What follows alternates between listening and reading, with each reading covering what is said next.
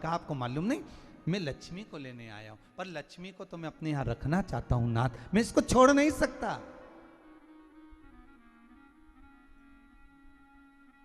मैं लक्ष्मी जी को छोड़ नहीं सकता, मैं इनको लेकर जाऊं। किसान रोने लगा। तब भगवान नारायण ने धनतेरस की पूजन का महत्व समझाया।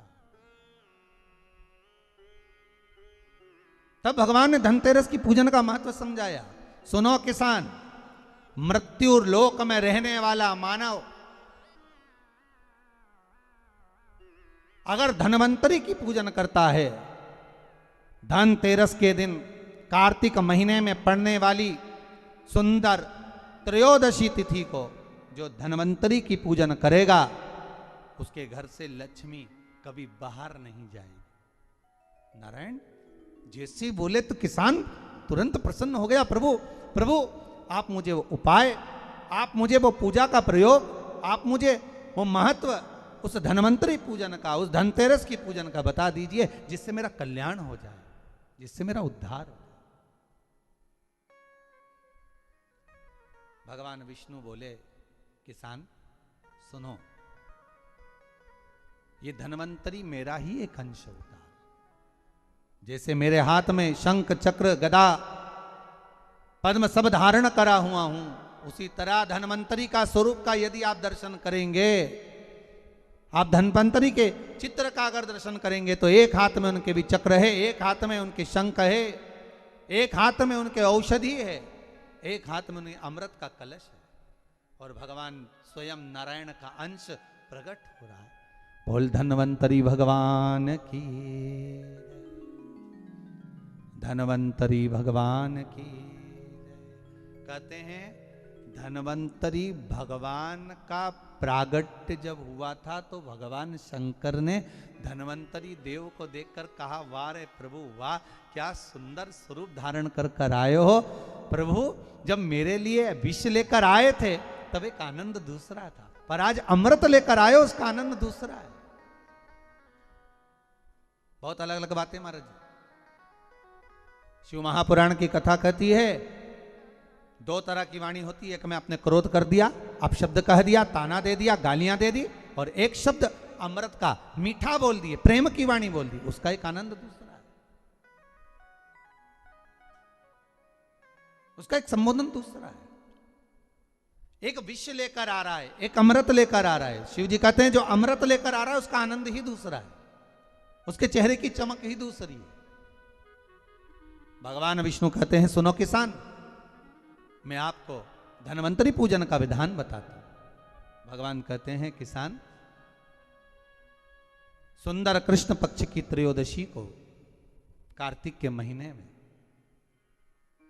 धनवंतरी देव का पूजन, धनतेरस का पूजन माना जाता है। सुनो किसान, एक सुंदर भूमि पर देसी गाय का गोबर से लीपन कर कर, अगर गाय का गोबर ना मिले, सुंदर जल से लीपन कर कर वहां एक सुंदर चौक को पूर कर, आप सभी को ज्ञात होगा कि चौक पूरने में रंगोली का प्रयोग नहीं होता।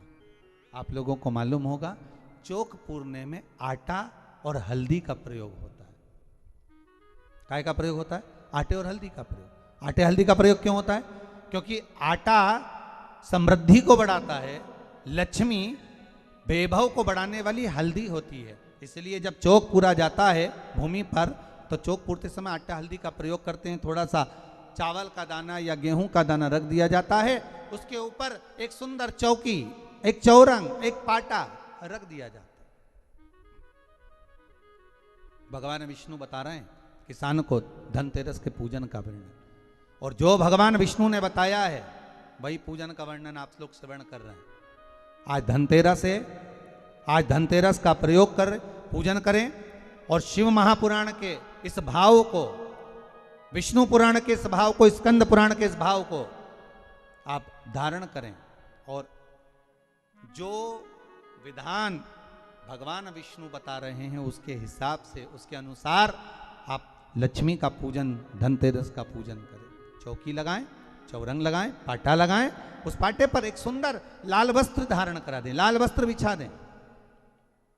एक थाली लें, उस थाली पर कंकु से, रौली से, कुंकू से गिला कर स्वस्तिक का निर्माण कर दें। स्वस्तिक का निर्माण कर घर में अगर चांदी का सिक्का हो, अगर चांदी का सिक्का नहीं हो, चांदी का कॉइन नहीं हो, तो अपने घर का 1 का सिक्का, 2 का सिक्का, 5 का सिक्का, 10 का सिक्का, जो भी आपके घर में हो वो कॉइन ले लें महाराज, उसको थाली के अंदर रख दें स्वस्तिक के ऊपर। फिर उसका स्मरण करें, आटे के 7 दिए बनाएं, एक थाली में, एक प्लेट में रख लें, घी के दिए बनाएं और उसमें सुंदर बाती को लगा दें। ध्यान दीजिएगा, इसमें जो बाती लगेगी वो लंबी बाती लगेगी। लक्ष्मी जी की पूजन में जितनी भी बाती लगे वो लंबी लगे। महाराज घी के दिए लगा दें 7, 7 दियों को प्रज्वलित कर लें, प्रकट कर लें। एक दिया तेल का लगा लें। तेल का जो दिया लगाया है, जहां पर आपने सिक्का रखा है, कॉइन रखा है, उसका लेफ्ट हैंड, मतलब आप ऐसे बैठे हो तो आपका सीधा हाथ की ओर आप तेल का दिया लग दें। और जो 7 दिए आपने लगाए हैं वो लक्ष्मी जी के राइट हैंड, मतलब आपका लेफ्ट हैंड हो गया, लक्ष्मी जी का राइट हैंड, आपका लेफ्ट हैंड हो गया, आपका उल्टा हाथ। वहां पर 7 दिए जो आपने प्रज्वलित करे हैं वो प्लेट में रख दें। सुंदर थाली जो आपने पूजन की तैयार करी है, उसमें कुंकू, रोली, हल्दी, अबीर, गुलाल, चंदन, मौली, लाल धागा, मौली, अमरबेल के टुकड़े, कमलगट्टे, हल्दी की गांठ, सुंदर भाव में उसको रख। जल का पात्र सुंदर आनंद से, जो क्वाइन चांदी का और देसी क्वाइन आपने जो रखा है उसका जल से पूजन करें। लक्ष्मी पूजन का समय अलग अलग होता है, पर धनतेरस की पूजन का जो समय है वो प्रदोष काल से प्रारंभ हो जाता है। कब से प्रारंभ हो जाता है? प्रदोष, क्योंकि शिव के द्वारा निर्मित है लक्ष्मी पूजन का। महाराज क्वाइन का पूजन करें, कंकु आदि से पूजन करने के बाद दोनों सिक्कों को उठा लें। दोनों क्वाइन, जो चांदी का सिक्का है और जो देसी क्वाइन है, उसको उठाकर उस पर जो कलेवा है, मौली है, नाड़ा है, लच्छा है, उसको लपेटना प्रारंभ कर दें और उसको लपेटें। पहले चांदी का सिक्का लपेट दे, फिर देसी सिक्का जो आपने रखा है 1, 2, 5, 10 का जो सिक्का रखा है उसको लपेट थाली में उसको रख लें। फिर वापस उस पर जल का छींटा देकर उसका पूजन करें। महाराज हल्दी, रौली, मौली, चंदन आदि लगाकर सुंदर भाव से चावल को हल्दी में भिगो लें और पीले चावल कर उल्टे हाथ में चावल लेकर माता लक्ष्मी के ऊपर जो 2 सिक्के रखे हैं उनका पूजन करें।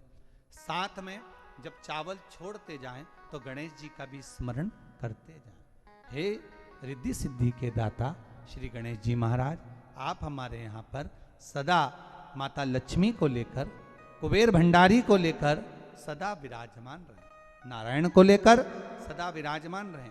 चावल छोड़ते जाएं और बाबा से विनती करते जाएं, माता लक्ष्मी से निवेदन करते जाएं। भगवान शिव का स्मरण करें, भगवान नारायण का स्मरण करें, माता लक्ष्मी का स्मरण करें, रिद्धि सिद्धि के दाता भगवान श्री गणेश जी महाराज का स्मरण करें, छोड़ते जाएं। जब चावल पूर्ण छोड़ दे में पूजन पूरी तरह से हो जाए, तब महाराज 7 सुंदर आनंद से अमरबेल के टुकड़े, अमरबेल वृक्ष पर एक पीले कलर की बेल चलती है, पीली, उसमें पत्ते नहीं होते, वो किसी भी वृक्ष पर डली रहती, वो अमरबेल कहलाती। ये अमरबेल लक्ष्मी पूजन में, समृद्धि के लिए, मकान के मुहूर्त के समय पर, गृह प्रवेश के समय पर बहुत कार्य आती है। महाराज ये अमरबेल को पानी की जरूरत भी नहीं पड़ती, आप रूप किसी वृक्ष पर डाल दी जाए वो अपने आप फलती चली जाती है। उसी तरह हमारे यहाँ भी हम भगवान से यही प्रार्थना करते हैं, जैसे अमरबेल बिना पानी पड़े भी किसी भी वृक्ष पर डाल दी जाए पनपती जाती है, बढ़ती चली जाती है, ऐसे हमारे घर में बेभव लक्ष्मी बढ़ती जाए। अमरबेल के 7 टुकड़े, कमलगट्टे 7, हल्दी की गठान 7 माता लक्ष्मी को समर्पित कर दें। दोनों हाथों में हल्दी पिसी हुई लीजिए और माता लक्ष्मी के ऊपर उसे चढ़ाना प्रारंभ कर दीजिए। 7 बार पिसी हुई हल्दी वो सिक्कों पर चढ़ा दें, अपनी मनोकामना कर कर अपने घर में माता लक्ष्मी को विराजमान करने के। जब हल्दी पूर्ण चढ़ जाए, हाथ में कुंकू ले लीजिए, रोली ले लीजिए, उस रोली कुंकू को भी माता लक्ष्मी को समर्पित करिए। तब इसके पश्चात सुंदर जो भी घर में मिष्ठान हो, मीठा हो, नहीं हो, शक्कर हो, गुड़ हो, मिश्री हो, जो भी आपके पास में हो, खड़ी शक्कर हो, वो भगवान को माता लक्ष्मी को भोग रख दीजिए। अगर कुछ मीठा बना हो तो मीठा रख दीजिए। महाराज घर में संपूर्ण पूजन कर कर आपके घर में जो देवालय में भगवान बैठे हैं उनका भी पूजन करिए। पूजन करने के पश्चात आप माता लक्ष्मी से निवेदन करिए, हे माँ आप हमारे यहाँ सदा विराजमान हो। महाराज ये जो पूजन है भगवान विष्णु जो बता रहे हैं किसान को, ये 5 दिन की पूजन है पूरी। आज कौन से दिन का पूजन बता रहे हैं? पहले दिन का। आज धनतेरस से रूप चौदस, अमावस्या, एकम और दूज, ये 5 दिन तक दीपावली का पर्व मनाया जाता है, दीप महोत्सव मनाया जाता है। पूजन करने के बाद जो 7 दिए आपने प्लेट में रखे हैं, थाली में रखे हैं पूजन के लिए, घी के, उन 7 दियों से माता लक्ष्मी की आरती उतारिए।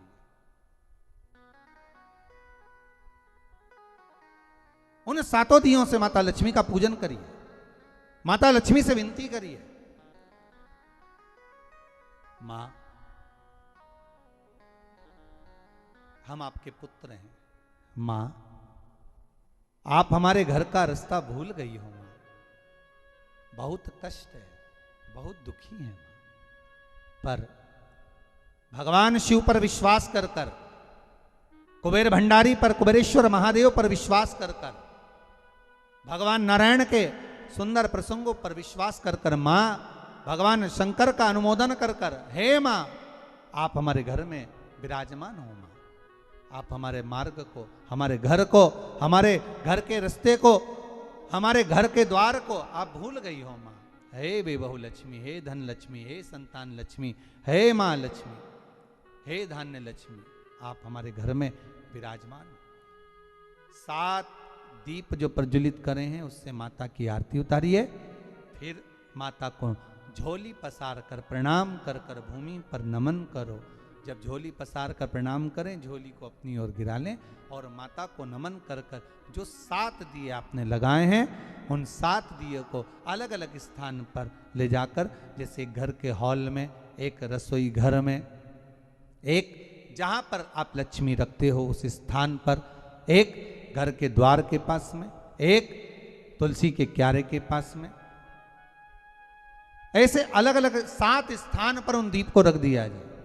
महाराज एक भगवान का जहां पूजन हुआ है, लक्ष्मी की जहां आराधना करी, एक दीप वहां पर भी रखा जाए।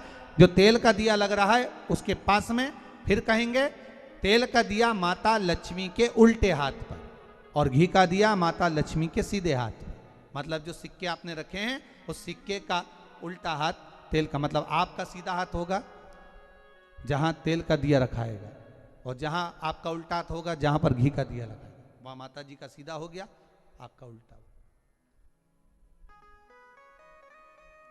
माता का स्मरण, माता लक्ष्मी से निवेदन करिए, हे मां कृपा सागर, करुणा सागर, मां आप भगवान विष्णु के साथ विराजमान हुए, आप भगवान नारायण के साथ में हमारे यहाँ सदा विराजमान हो। मां ऐसी कृपा कर दीजिए। महाराज मां से विनती कर कर बड़ा उत्साह, बड़ा उमंग, बड़ा आनंद रखना, ये भाव रखना घर में। भगवान विष्णु कहते हैं किसान से, हे किसान आपने अगर धन्वंतरी की पूजन करी है, धनतेरस की पूजन करी है, कोई वस्तु, कोई सामग्री अगर आप लेकर आए हो, कोई पात्र लेकर आए हो, कोई तांबे का पात्र लाए हो, जो भी वस्तु आप नहीं लेकर आए हो उसका भी पूजन उसी दिन कर लेना चाहिए।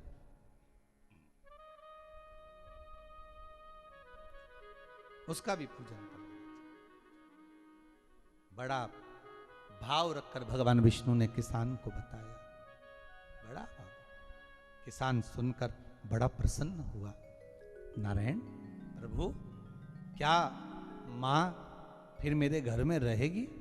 भगवान कहते हैं, सुनो किसान, ये लक्ष्मी, अगर आप धनवंतरी का पूजन करते हो, धनतेरस का पूजन सुंदर कार्तिक के महीने की कृष्ण पक्ष की त्रयोदशी को अगर आप कर रहे हो, तो ये लक्ष्मी भले मेरे साथ बैकुंठ में जाकर रहे, पर लक्ष्मी का एक अंश तुम्हारे घर से कभी नहीं जाएगा, वो सदा विराजमान रहेगा। ऐसी है माँ धन्वंतरी की पूजन। धन्वंतरी पूजा का यह वीडियो आपको कैसा लगा? वीडियो पसंद आया होगा तो वीडियो को लाइक करिएगा, शेयर करिएगा। संतान प्राप्ति के लिए कार्तिक का महीना बहुत ही शुभ है, आप यह उपाय जरूर से करें।